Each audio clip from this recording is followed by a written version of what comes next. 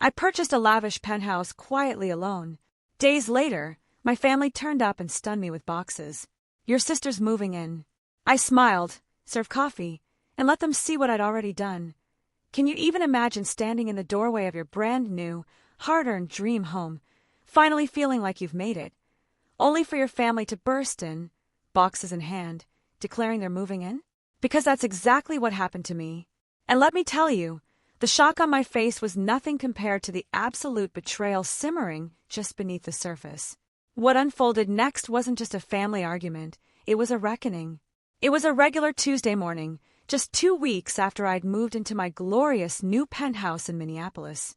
My name is Eden, I'm 29, and for the first time in my entire life, I had something that was completely, unequivocally mine.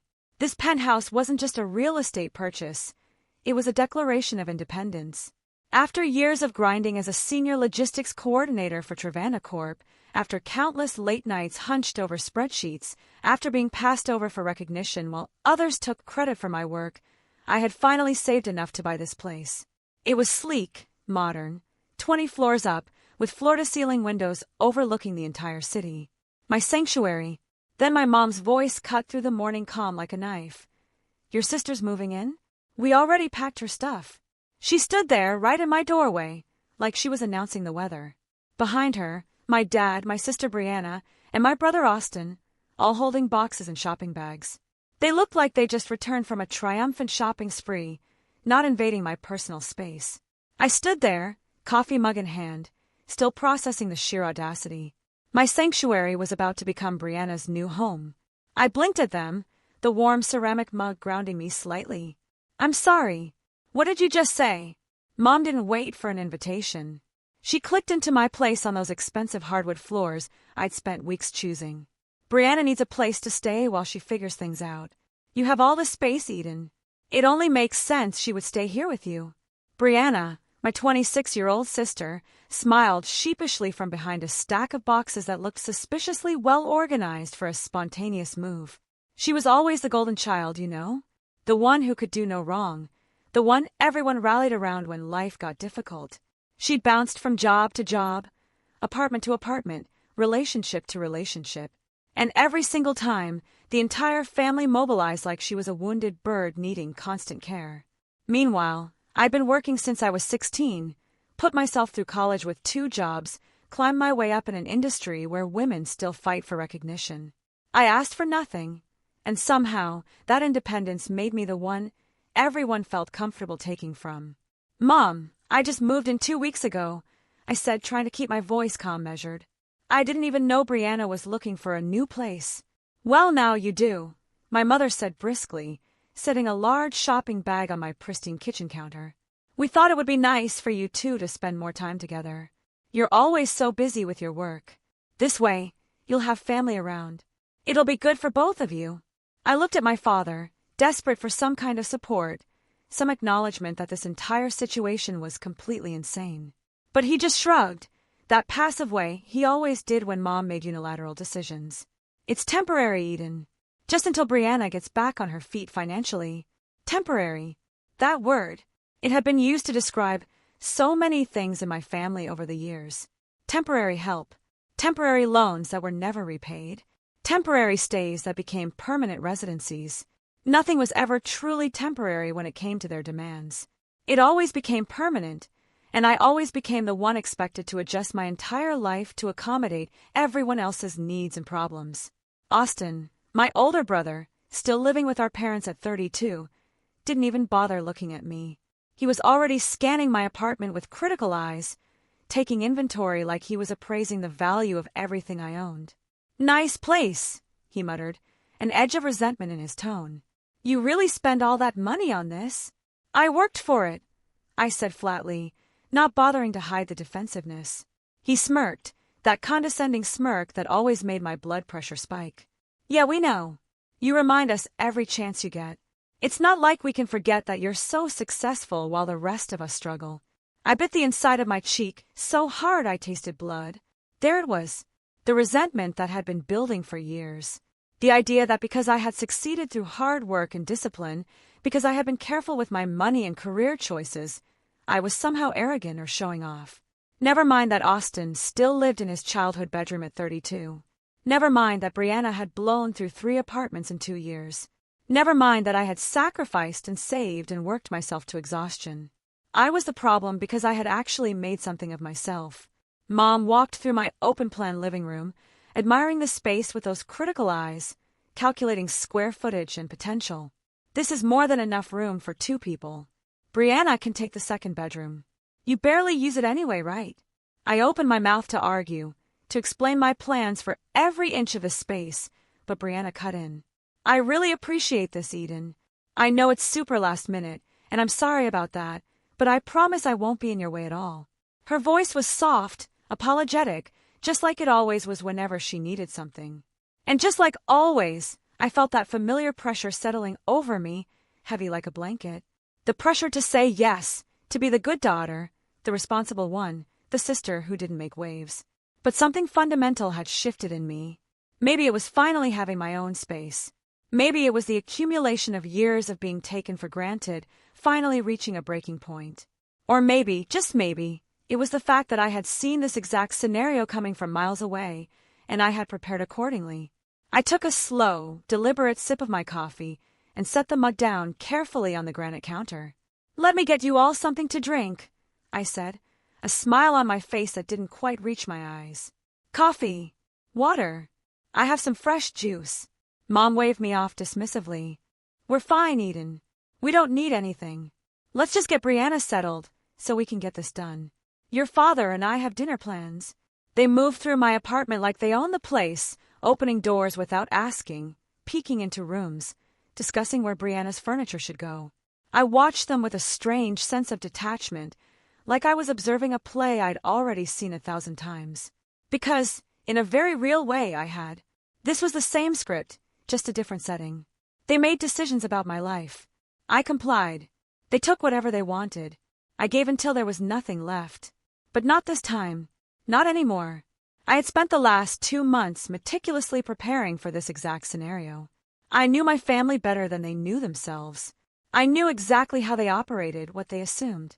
I knew the moment I bought this penthouse, someone would try to move in. It was as inevitable as the sunrise. So, I had done something radical. I followed them down the hallway, my heart pounding with a mixture of anxiety and anticipation, but my face remained completely calm. They were heading confidently toward the second bedroom, the one they'd already decided belonged to Brianna. The one they thought she could just claim without any discussion of my feelings. "Here it is," my mother said triumphantly, reaching for the door handle and pushing it open with the confidence of someone who had never been told no. And then she stopped dead in her tracks. They all stopped, frozen like statues, because where there should have been a bedroom, with windows and space for furniture, there was now nothing but a wall. A solid, professionally installed, floor-to-ceiling wall that sealed off the entire guest wing permanently. The door they had just opened with such confidence led to absolutely nothing but smooth drywall and fresh white paint that still smelled faintly of primer. "What is this?" my mother demanded, spinning around to face me, her shock quickly morphing into anger. "Where is the bedroom?" I leaned casually against the door frame, arms crossed over my chest, feeling more in control than I had in years. "That's my private studio now. I had it converted last week. The construction was just finished on Tuesday." My father stepped forward, staring at the wall like it might disappear if he looked hard enough. "You walled off an entire bedroom? That doesn't make any sense, Eden." "It makes perfect sense to me," I replied calmly. "I work from home frequently, and I needed dedicated office space separate from my living area. The second bedroom and guest bathroom were structurally separate, so it was the logical choice for conversion." Austin let out a low whistle, his eyes wide with disbelief. "You actually sealed off a whole room just to spite us? That's next-level petty, even for you." "I didn't do it to spite anyone," I said, keeping my voice level and reasonable. "I did it because I wanted a functional home office. The fact that it prevents people from assuming they can move in without my permission is just a convenient bonus." My mother's face was turning an alarming shade of red. "You knew. You knew we were planning this, and you deliberately sabotaged it. You sealed off the guest room specifically to keep Brianna out." "I sealed it off to create the home I wanted," I corrected her firmly. "Brianna's housing situation isn't my responsibility. She's an adult. You're adults. You can figure out living arrangements that don't involve commandeering my apartment. But we assumed. My father started. I know exactly what you assumed, I interrupted, feeling a surge of satisfaction at finally saying what I had been thinking for years. You assumed I'd just go along with this, like I always do. That I'd let Brianna move in because you decided it was convenient for everyone. You assumed my space was your space to allocate however you wanted. Brianna's face flushed deep pink with embarrassment. Eden, I really didn't mean to cause problems. I thought you knew about this. Mom said she had talked to you. She didn't, I said, looking directly at my mother. She never asked. She just decided. The silence that followed was thick, suffocating, filling every corner of the hallway like smoke. My mother stared at the wall as if she could will it to disappear. Brianna looked between me and the sealed doorway like she couldn't quite process what she was seeing. Austin stood with his arms crossed, his expression caught somewhere between shock and grudging respect. You sealed off an entire room, my mother finally said, her voice tight with barely controlled fury. A perfectly good bedroom. Do you have any idea how much money you wasted on this? It's my money, I said simply. And I didn't waste it. I invested it in creating the home environment I need to be productive and happy. A home environment. She laughed, but there was no humor in it. You mean a home environment where your own family isn't welcome? Where your sister can't stay when she needs help? I mean a home environment where I have boundaries. I shot back, feeling my own anger rising to match hers. Where people don't just show up and make decisions about my space without asking me first. My father frowned deeply, his disappointment clear.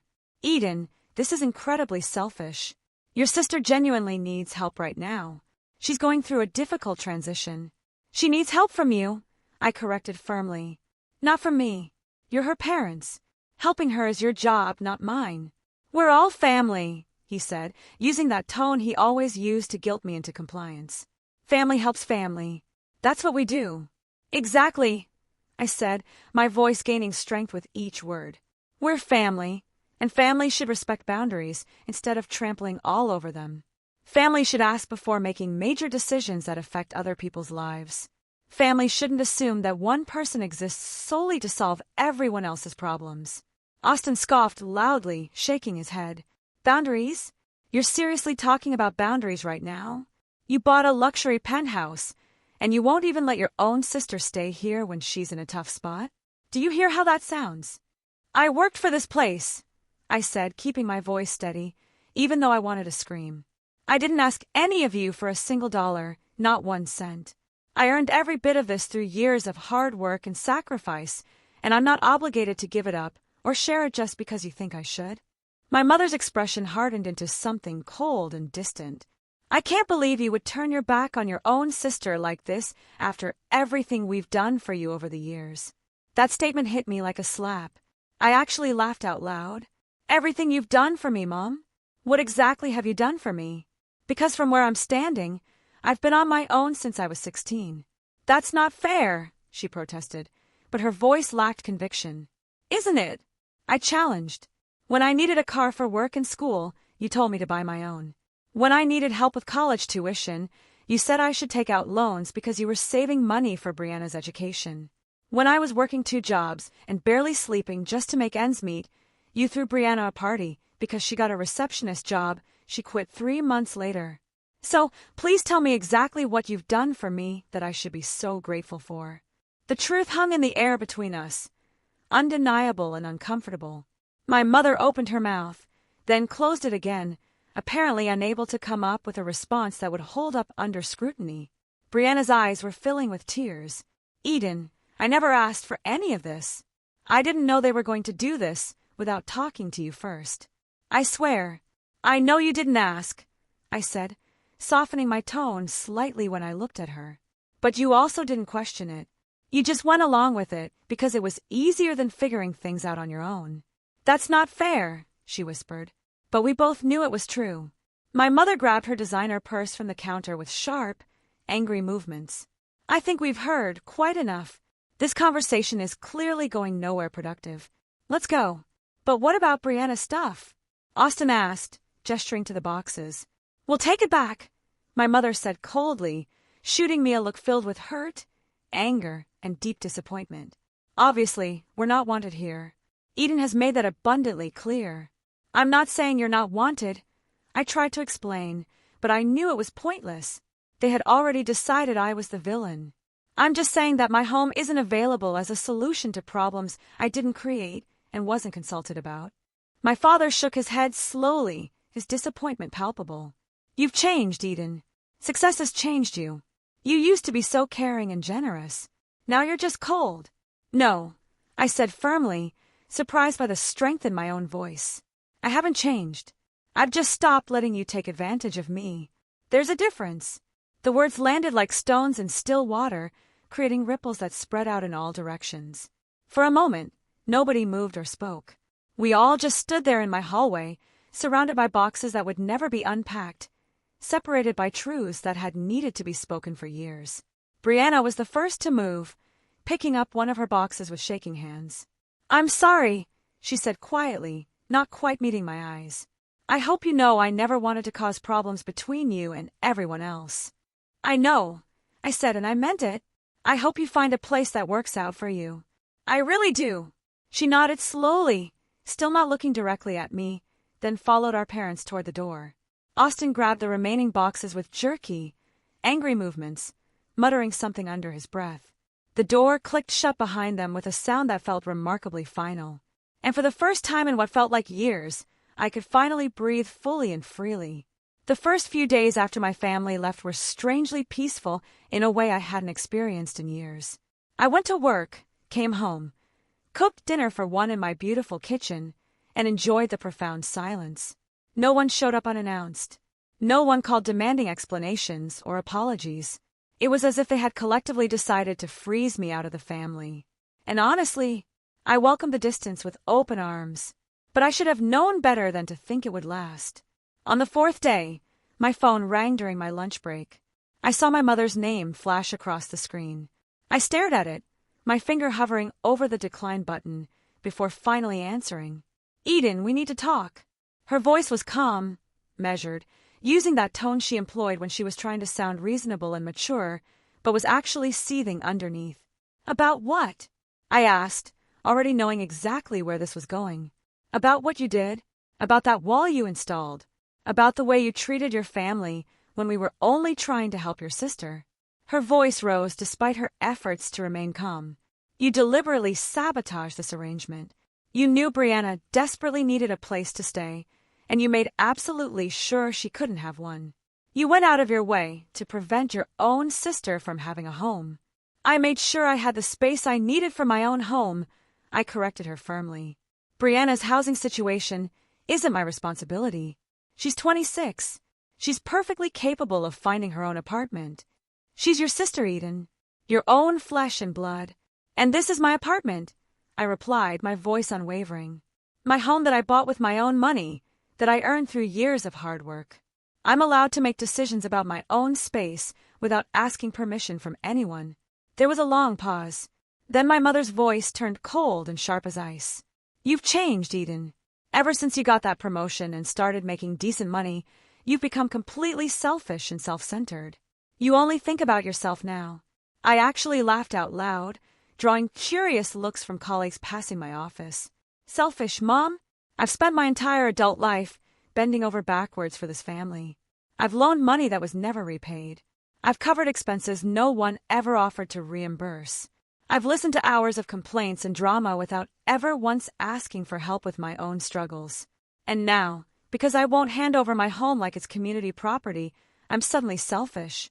You're being overly dramatic about this, she said dismissively. We're just asking for a little help during a difficult time. No, I'm being honest for the first time in years, I countered, feeling something break free inside my chest. And you don't like it because my honesty doesn't serve your purposes or make your life easier. Another long pause stretched between us, filled with unspoken resentments and years of accumulated hurts. Your father and I are very disappointed in you, she finally said, playing what she clearly thought was her trump card. We raised you better than this. I know you're disappointed, I said quietly, surprised by how calm I felt. You've been disappointed in me for years, Mom. The only difference now is that I don't care anymore. Your disappointment doesn't control me. I hung up before she could respond. My hands were shaking slightly, but I felt oddly calm and centered. For years, I had been absolutely terrified of disappointing my parents, of being seen as difficult or ungrateful or selfish. But now, sitting in my office overlooking the city, that fear felt completely hollow and meaningless. I wasn't the problem in this family dynamic. I never had been. The phone calls didn't stop after that. Over the next week, my phone buzzed constantly. My mother called 6 more times. My father left 3 voicemails. Austin sent angry texts accusing me of tearing the family apart over my ego. Even Brianna reached out, though her messages were softer, more guilt-laden. I didn't know they were going to show up like that. I'm really sorry. Can we talk? Just the 2 of us. I never wanted to cause problems. I didn't respond to any of them. Not because I was angry at Brianna specifically, but because I understood the pattern now. She would apologize, make me feel guilty for setting boundaries. Then someone else would need something, assume I provide it, and I'd be right back where I started, trapped in the same exhausting cycle of giving until there was nothing left. I wasn't doing that again. Not ever. At work, I threw myself completely into a major project. Trevana Corporation was expanding operations, and I was leading the entire logistics effort. It was intense, demanding, but I genuinely loved it. There was something deeply satisfying about taking complex challenges and creating elegant solutions when everyone else thought success was impossible. My colleague Fiona noticed a shift in my demeanor. "You seem different lately," she said during a coffee break. "Like something's changed." "Different how?" I asked, genuinely curious. She tilted her head. "Lighter, maybe. Like you're not carrying something incredibly heavy on your shoulders anymore. More relaxed than I've ever seen you."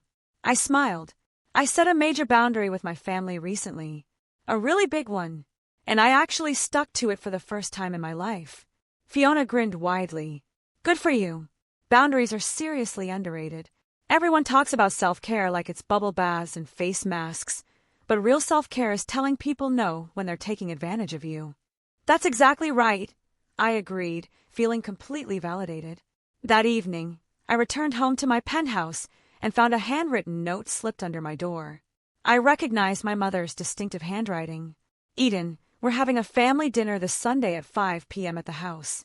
Your father and I expect you to be there.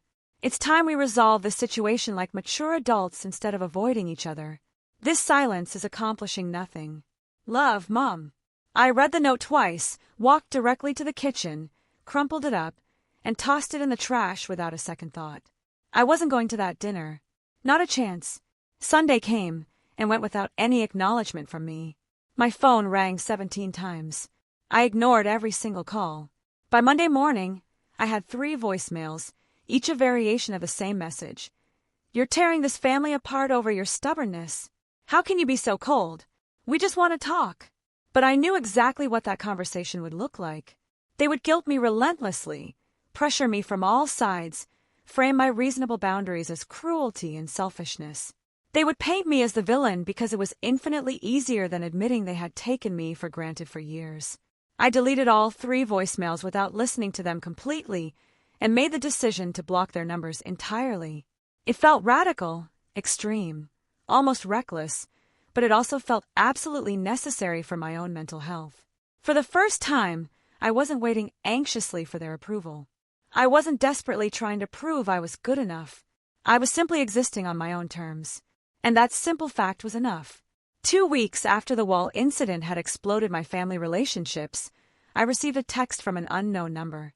"This is Brianna. I'm using a friend's phone because I know you probably blocked everyone.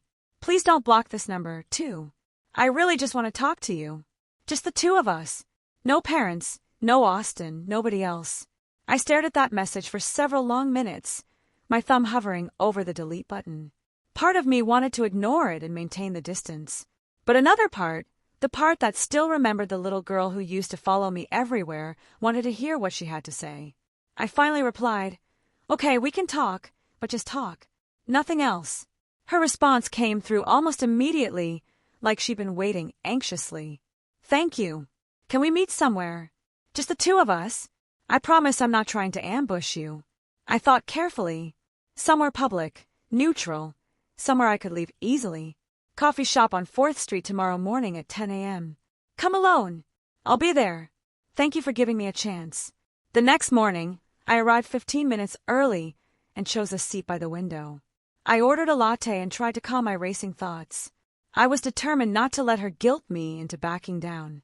Brianna showed up exactly at 10 a.m., looking tired and uncertain in a way I had rarely seen her. She spotted me immediately and slid into the chair. Thanks for meeting me. I wasn't sure you would. What do you want to say? I asked directly, my tone neutral, guarded. She took a deep breath, gathering her courage. I want to apologize for all of it, for the whole situation. I genuinely didn't know they were planning to move me into your place without asking you first. I swear on everything. When they first told me about your penthouse, I thought it was just an idea. I had no idea they were going to show up with boxes like it was already decided. But you went along with it, I pointed out, unable to keep the edge out of my voice. You packed your stuff and showed up ready to move in. She nodded, looking down at her hands. I did. You're absolutely right, and I shouldn't have. I've been relying on them way too much for way too long. On you, too. Even if it wasn't direct, I always knew deep down that you were the one actually holding everything together, and I took that completely for granted. I studied her face, searching for any sign of manipulation. What changed? Why are you saying this now? I talked to my friend Jessica about everything, she explained. She's the one whose phone I'm using. She pointed out some things I really needed to hear. She said I've been letting Mom and Dad make all my decisions, and that it's not fair to you or to me. Honestly, I need to figure out my own life instead of constantly expecting other people to fix everything for me. What are you going to do? I asked, genuinely curious. I found a roommate situation, she said, sounding more confident. It's not fancy, but it's mine. I'm paying for it myself with money I'm earning. I'm also seriously looking into going back to school for something practical this time. Maybe medical billing or healthcare admin. That sounds really good, I said, and I genuinely meant it. I know you probably don't believe me right now, she said, her voice quiet and sincere. But I really am sorry, Eden. You deserved so much better from all of us. For me especially. You've been carrying this family on your shoulders for years while we all just took and never gave anything back. I felt something loosen in my chest. Not complete forgiveness. Exactly, but acknowledgement. Recognition. Thank you for saying that. It means more than you probably realize. We sat in comfortable silence for a moment, sipping our coffee. Do you think we can ever get back to normal? Brianna finally asked. Like how things used to be when we were younger. I consider that question carefully. I honestly don't know, Brianna. But I also think that normal wasn't actually working for me. It was working for everyone else, but it was slowly destroying me. So maybe we need to find something different instead. Something healthier for both of us. She nodded slowly, seeming to genuinely understand. Yeah, maybe you're right about that. Normal wasn't really fair to you at all, was it? No, I said simply. It wasn't.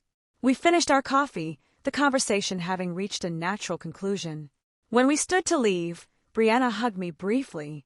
I didn't return the embrace with enthusiasm, but I didn't pull away either. It wasn't a full reconciliation, but it was something. A starting point, a possibility for the future. But the rest of my family was an entirely different story. Over the next month, my parents tried every possible angle to break down my boundaries. They sent long, guilt-laden emails. They recruited extended family members to reach out on their behalf, a coordinated campaign of pressure. My Aunt Patricia called, her voice dripping with disappointment. Your mother is heartbroken, Eden. Don't you think you're being a little harsh? I told her the exact same thing I told everyone else. I set a reasonable boundary to protect my own space and well-being. If they can't respect that, that's their choice to make, not mine. Eventually, slowly but surely, the calls began to slow down. The messages stopped arriving with such frequency. The pressure started to ease, and I realized something that surprised me deeply. I didn't miss them at all. I missed the idea of them, maybe, the idealized version of family I had always hoped we could be.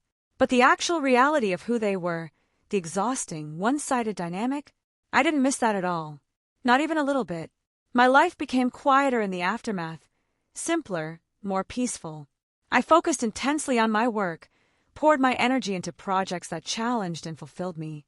I invested time in hobbies I had neglected for years.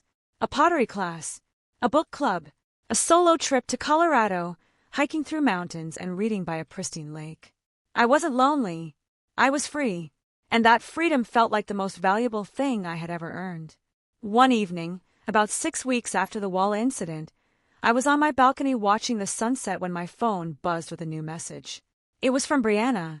Just wanted to let you know I started my classes this week, medical billing certification program. It's harder than I expected, but I'm actually doing it. Thought you might want to know. I smiled genuinely and typed back immediately. I'm really proud of you. Keep going. Her response came through within seconds. Thanks. That actually means a lot coming from you. I set my phone down and looked out at the city sprawling below me. The skyline painted in beautiful shades of pink and deep orange, the cool evening air refreshing against my skin. I thought about the wall that had started all of this, about the door that led to nothing but blank space, about the choice I had made to protect my boundaries and my home. It had cost me something significant. My relationship with my parents, possibly permanently damaged. The comfortable illusion of family unity I had desperately clung to. But it had also given me something infinitely more valuable. It had given me myself back. My autonomy, my freedom, my self-respect. And that, I realized with complete certainty, was worth absolutely everything. The months that followed were genuinely some of the best of my entire life. Work continued to go extraordinarily well. I was promoted again to Regional Logistics Director, a significant role with substantial responsibilities, and a raise that made my original salary look tiny. My penthouse remained exactly what I had hoped, a peaceful, private sanctuary filled with things that brought me joy and comfort. Plants lined every windowsill. Bookshelves covered an entire wall. My studio, the converted space that had once been designated as a guest room, was now a fully functional home office with a standing desk, dual monitors, and a view that made even the longest workdays feel bearable. I had also started seeing someone new. His name was Owen. I met him at a professional conference. He was a civil engineer with an infectious laugh and kind eyes, and most importantly, he respected my boundaries without question or complaint. When I told him the entire story about the wall and my family's reaction, he had laughed and said, "That's absolutely brilliant. I honestly wish I had thought of doing something similar with my own family years ago." We weren't serious yet, just dating casually, but it felt good to spend time with someone who understood instinctively what it meant to build a life on your own terms, without apology. One Saturday afternoon in late autumn, I was at HomeGoods browsing curtain options when my phone rang with a number I didn't recognize. Something made me answer it instead of letting it go to voicemail. "Hello, it's Austin." I froze in the middle of the aisle, my hand still holding a fabric swatch. I hadn't spoken to my brother since the day they tried to move Brianna in. "What do you want?" I asked cautiously, my guard immediately going up. "I need to talk to you in person. It's important." "Why would I agree to that?" "Because I owe you a genuine apology," he said, his voice lacking its usual arrogance. "And because there's something you really need to know about Mom and Dad. Something serious." I hesitated, every instinct screaming at me to hang up. But curiosity got the better of my caution. "Fine. Coffee. The same place I met Brianna. Tomorrow at 11 a.m. Don't be late." "I'll be there. Thank you for giving me a chance." The next morning, I arrived at the cafe 10 minutes early and secured a corner table. Austin walked in exactly at 11, looking noticeably different. Thinner, almost gaunt, with dark circles under his eyes. When he spotted me, he walked over slowly. "Thanks for meeting me." "I know you didn't have to." I didn't say anything. I just waited, watching his face. He took a deep breath. "I've been doing a lot of thinking since that day at your apartment. About how we've treated you over the years. About how I specifically have treated you, about the things I said and the way I acted. And," I prompted, "and you were completely right about everything. About all of it. We absolutely took you for granted. We made assumptions about your time, your money, your space. We acted like you owed us something just because we shared DNA. And when you finally said no and stood up for yourself, we tried to make you feel like you were the villain. What changed?" I asked directly, not willing to just accept his words at face value. He rubbed his face tiredly. "I moved out of Mom and Dad's house, finally. Got my own apartment about a month ago. Nothing fancy, Just a basic studio, but it's mine. And for the first time in my entire adult life, I'm actually paying all my own bills and managing my own life without anyone else doing it for me. Good for you, I said, meaning it genuinely. It's been really hard, he admitted. Like, way harder than I ever thought it would be. And it made me realize just how much you've been handling completely on your own for years. While I was sitting in my childhood bedroom, judging you for being successful. I took a sip of my coffee. Is that what you wanted to tell me? Partly, he said. But there's something else. Something bigger. Mom and Dad are in serious financial trouble, Eden. Bad debt. Really bad. That got my full attention. How bad are we talking? Bad enough that they're looking at potentially losing the house if they don't figure something out soon. They've been borrowing from credit cards and taking out personal loans to maintain their lifestyle and keep up appearances. The debt has been piling up for years. I leaned back in my chair, processing this. How do you know all this? I found some financial documents when I was packing up my stuff. Bank statements and credit card bills they had left lying around. At first, I thought it was a mistake, but then I started paying attention to things I had been ignoring for years. They're drowning, Eden. Why are you telling me this? I asked carefully. Austin met my eyes directly. Because they're planning to ask you for money. A lot of money. Like tens of thousands of dollars. And I wanted you to know before they showed up at your door or cornered you somewhere. I didn't want you to be blindsided by it. I felt a strange mix of emotions. Surprise at the extent of their problems, concern despite my anger, and if I was being completely honest, a small flicker of vindication. They had spent years projecting an image of stability and success while judging my choices, and now that carefully constructed facade was crumbling. And you think I should help them? I said, not really a question. No, he said, surprising me completely. Actually, I don't. I think they made their own choices, and they need to face the consequences. But I also know they're going to try really hard to guilt you into saving them. And I didn't want you walking into that conversation unprepared. Thank you, I said sincerely. I appreciate the warning. He nodded. I also want to apologize for being such a jerk to you. For acting like you owed us something. For treating your success like it was somehow an insult to the rest of us instead of something to be proud of. You worked incredibly hard for everything you have. And I was wrong to make you feel bad about it. I appreciate that, I said quietly. We sat in silence for a moment, the weight of years of dysfunction hanging between us. Are you doing okay? He asked finally. Like really okay?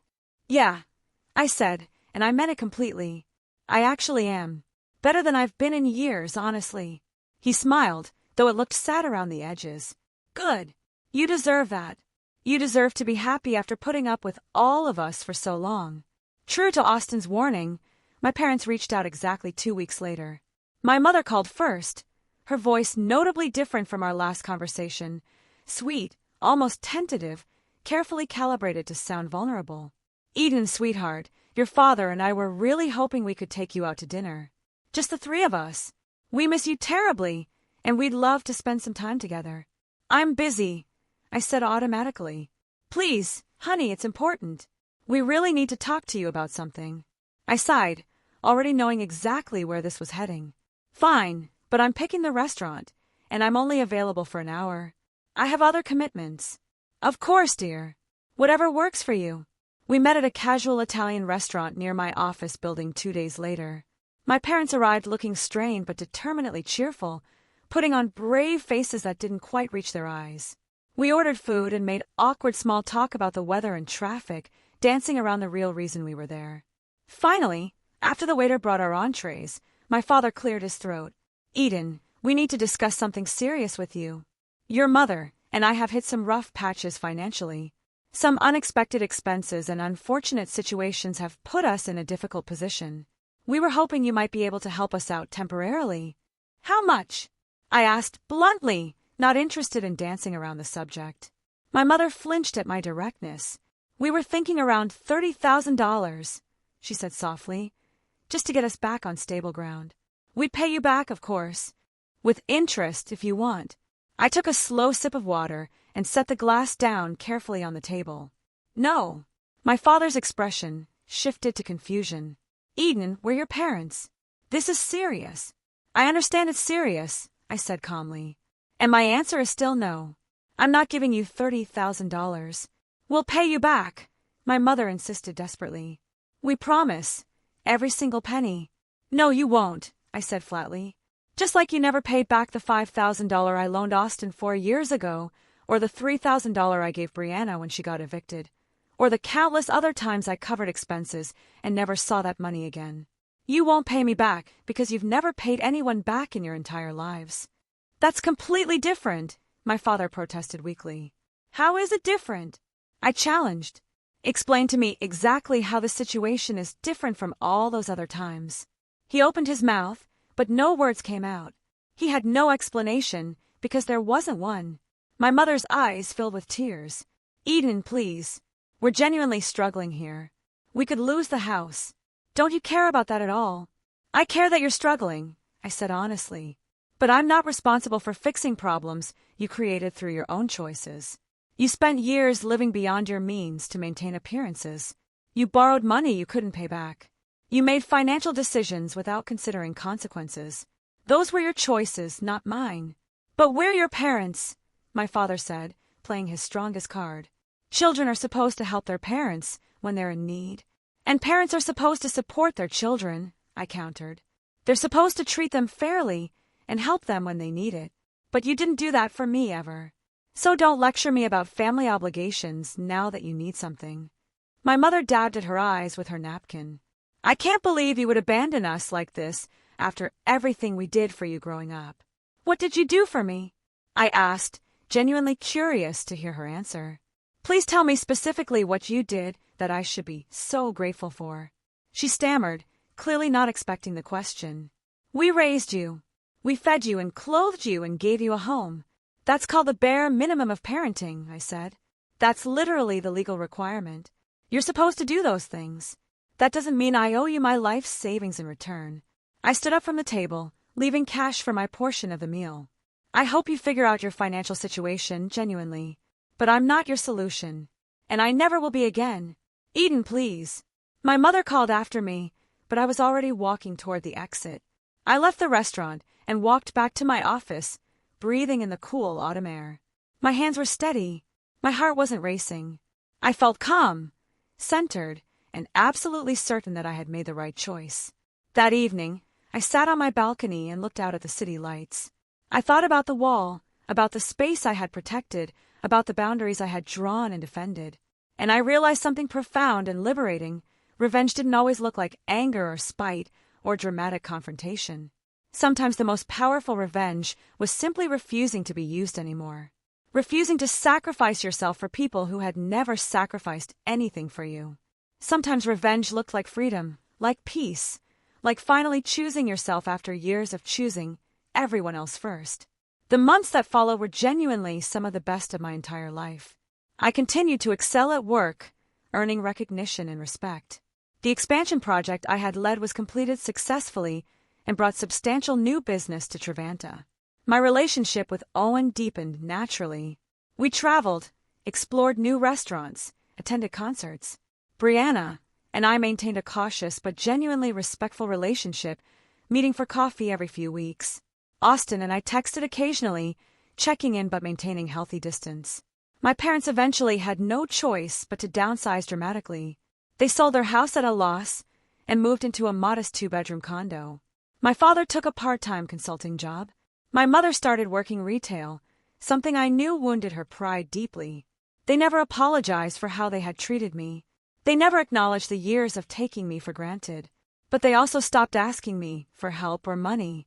And I stopped waiting for them to change or recognize what they had done. One evening, almost a year after the wall incident that had changed everything, I hosted a small dinner party at my penthouse. I invited Fiona, Owen, and a few other friends. We cooked together, laughed over wine, stayed up late talking about books and movies and dreams. When everyone finally left, Owen stayed behind to help me clean up. "This place really suits you," he said, loading wine glasses into the dishwasher. "It feels like you. Peaceful and intentional." "It does," I agreed, contentment settling over me like a warm blanket. He glanced down the hallway toward the studio, toward the wall that had started everything. "Do you ever regret it?" building that wall and standing your ground, even though it cost you your family relationships?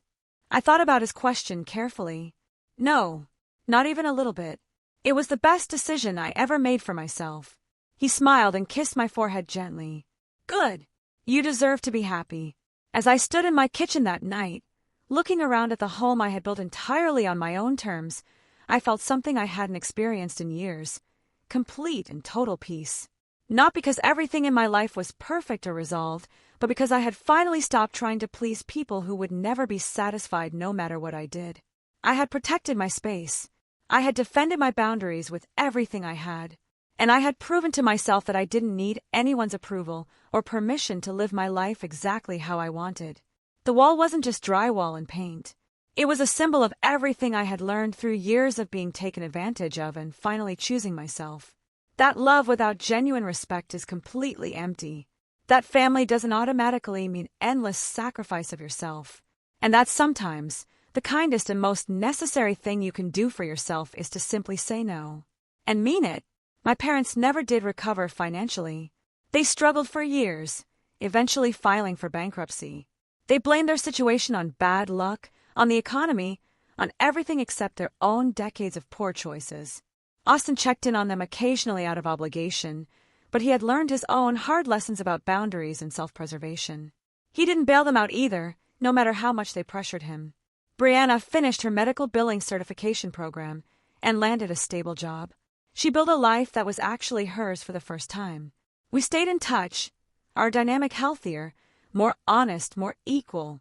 As for me, I kept moving forward into a future I was building deliberately. I traveled extensively. I grew and advanced in my career.